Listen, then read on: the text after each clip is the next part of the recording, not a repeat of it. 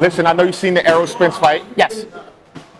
and I know you've seen him retire. So give me his perspective on what you thought about the fight, honestly, because you know on All Sports Boxing TV, we keep it real. You know what I'm saying? And then let me know what you thought about, the retirement. Should he have retired? And should he have even come back for this fight? And answer the last question is, should he have done a tune-up after watching that fight? I think he should have did a tune-up for the fight. But at the end of the day, I play both sides, right?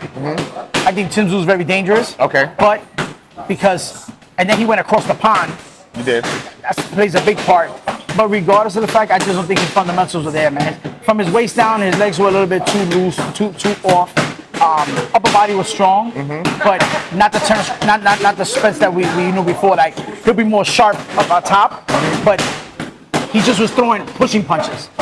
He had great stamina, but if the pushing punches was too much, I'm glad that he did retire because he actually went 12 rounds, didn't get knocked out, and then retired. Okay. And it was a good fight. It wasn't Tim Tszyu should have put more pressure, but Crawford hits hard. Spence hits hard. You do. And Spence was just, he was trying the best he can. It was a good fight. But once that happens, maybe because of the accident or anything else, it was just too much for him at that moment. He should have fight again. For what?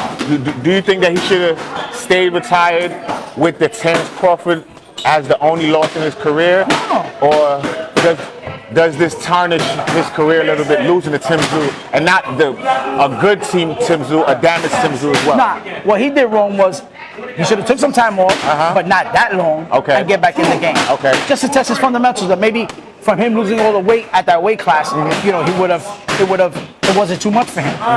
I thought that Crawford should have fought him in his weight class.